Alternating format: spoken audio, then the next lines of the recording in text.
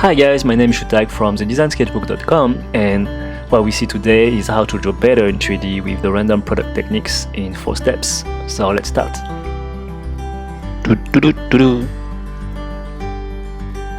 Alright, so the pen that I'm using here is a Take Point Liquid Ink Pilot 0.5, and the advantage of it is that it's actually provide quite a good flow of ink. So the step 1 here is to draw some random shapes. All is flat and in 2D, and it's quite convenient to draw some shapes which is more organic. Some of them looks like somehow like some kind of beans, but try to give some different size and different different look to them. So after that, the step 2 is to draw the contour lines, and if you see, the contour lines are mostly like somehow giving some symmetry axis to your shapes, and with the magic with the contour line is like for organic shapes you can decide whether you want to show some hollows or some bump on it. Without this contour line, actually you couldn't express this as fast, or using just like a shade of gray and all that. But here we are just doing some fast sketchings, so we want to draw the minimum with the minimum of lines, the maximum effect of the volume.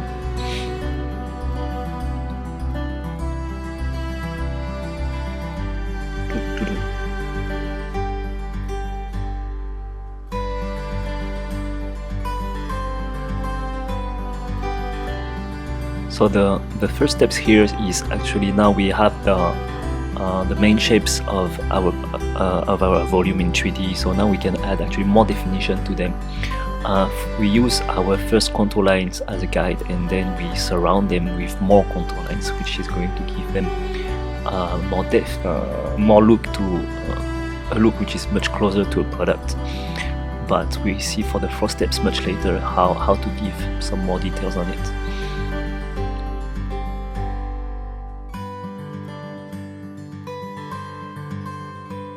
So yeah, roughly here I like to play with the ellipses, and if you see like there's a lot of imperfections, all the lines are not perfect, I don't hesitate to exaggerate some lines to get actually outside of the lines. But with the flow and with the training, you will get more and more accurate.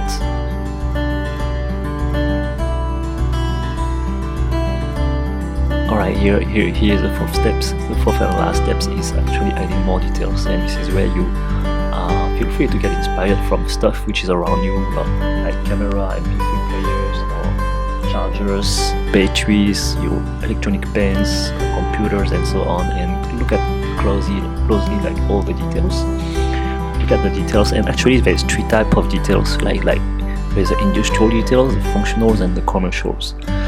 If you look for industrial details, you may look at the screws, the joints, the cables, whatever is useful for your product which is important for your product to be assembled. And then the second one is the functions. It's like all the buttons, the plugs, icons, the volume button, for example, the LED.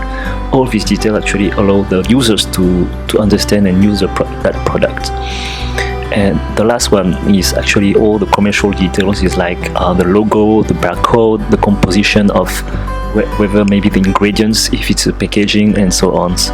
And all these details are going to give life to your products, because this is what make your random shape here to have somehow a significations. But remember that the play of this game here is not really looking at the real function of it. It's just about playing with new shapes. So it doesn't really matter if your representation of that product doesn't really mean anything, or it's not functional. It's fine, because it's just an exercise for you to lose your complex about the blank page. If you don't know how to start, you just get this exercise as a warm-up, and more you do that exercise, and there's one day that when you will start a real project with a real brief, your mind and memories will have assembled so many new shapes that your memory of shape is going to feed your inspirations, and this is where you can really start more confidence in the future. So that's pretty cool here, but you just need to focus on the drawing, the new shapes, and not much into the functions. And so here I'm drawing the grooves, which is giving some more details here, and don't hesitate to give them more thickness to your to your objects.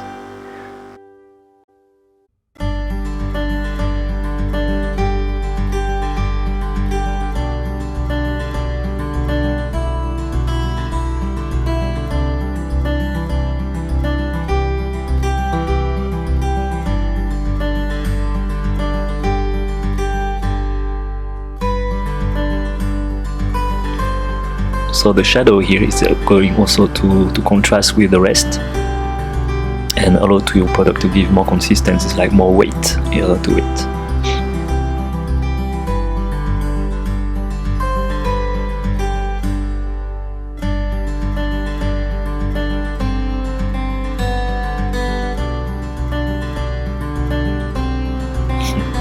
As you can see, like the piece that I add on the product here, like going out, is popping out of the main shape of it. This is what is going to give more life to it.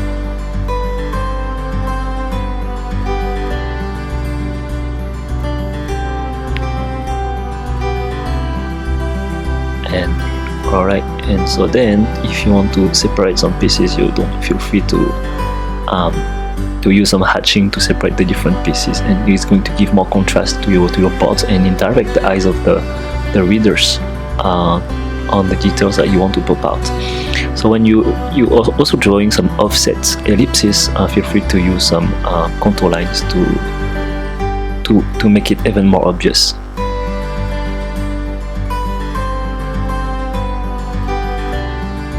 So remember that when you draw, draw very loose, always turn the paper, and your elbow is not fixed on your table.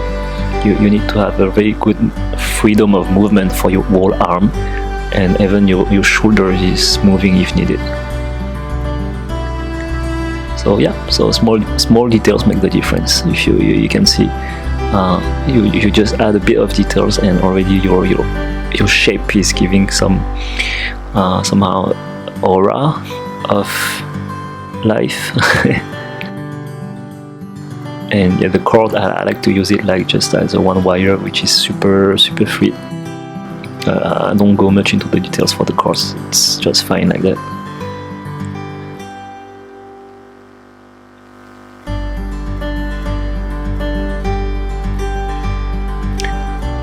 The hatching is also quite convenient to show when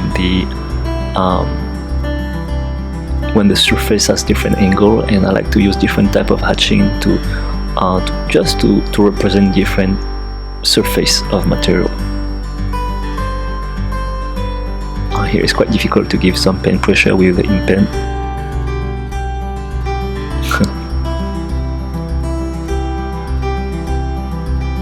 Alright, so a bit of line weight as well. So if you see like the initial contour lines that I use from the beginning, I use them as a symmetry axis. Like from the part from the left to the right is, you understand that the product is symmetrical. As actually like 90% of the object on Earth.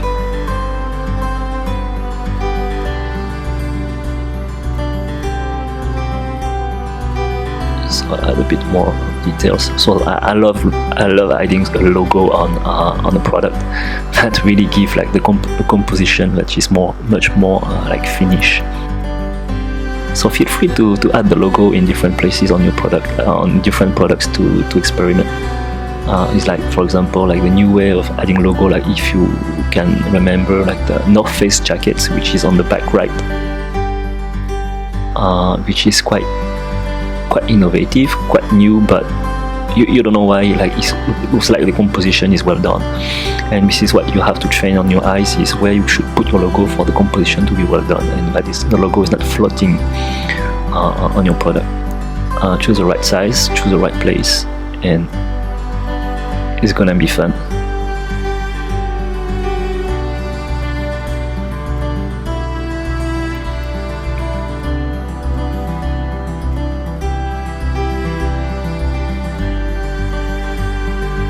So as you can see, like the shapes here has quite a bit evolved from the start, and there's a lot of just like a procedure. You just need to follow the different steps to get these results, because it allows your brain to get from general to more specific. You little by little of each steps you add more and more things, and the previous thing is helping you to improve it, as you just use the previous information as a guide to carry on and to make it better and better.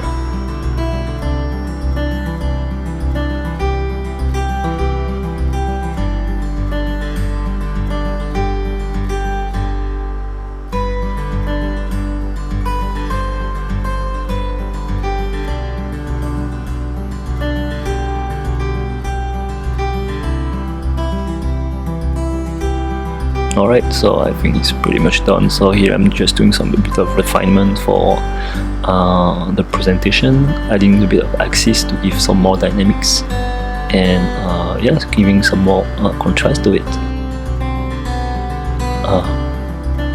It's somehow like almost the moment I prefer. It's just like the moment of the refinement. Everything is done, and you just need to go and settle the more small details. And yeah, a few shapes remind me of the minions. I don't know why, maybe for the middle round in the center of the head.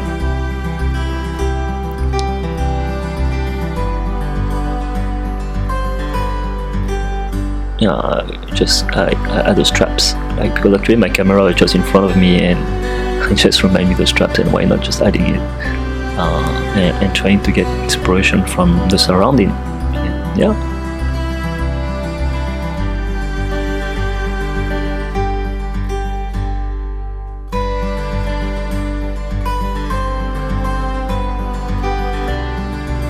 Somehow like the Polaroid camera.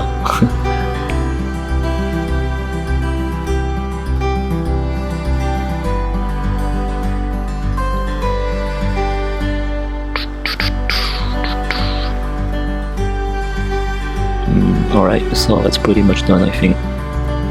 Okay. No, okay. I think I felt like this drawing was not was too blank, so I tried to add a bit more contrast into it. So I'm gonna add a bit of value of gray into it, and to make it more popping out from the presentation boards. Yeah.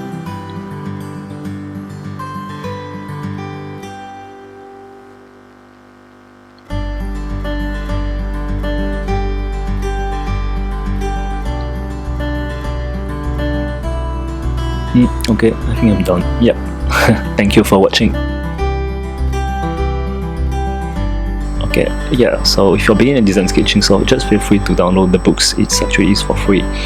It's going to allow you to make your first steps in design sketchings, and teaching you how to better master your pen, and with some simple shape, and get an introduction to perspective. So yeah, for the assignment of the day, you can rewind the video and then take some few objects around you, such as a phone, MP3 players, mouse, camera, or even kitchenwares. You observe and you look at the details, the buttons, the icons, so every single details, like the edges, how sharp they are or how rounded they are, where are the logos, etc, etc, etc, and try to understand the language of every single hardware that you are trying to sketch. And then you practice a random product challenge, the random product techniques, to gather all this information and try to put them into these random shapes. Train and fill a lot of piece of paper with it, and you will improve definitely your quality of lines. You will improve your vision in 3D. You will get more familiar to the happy accident as well, which is about creating new shapes, like randomly, like you just fill your lines and then some new shapes appear in front of you, because your mind was connecting all these things to create new forms. Yeah, you will put in practice your memory of forms, importing the forms that you knew before. So more you draw, stronger you will be, and more flexible you will be as well. And so it's going to let your ideas flow faster. So have fun and let me know how it goes. Cheers, see ya. Hi guys, today we are going to see how to sketch a 3D volume from any 2D shapes using the contour lines.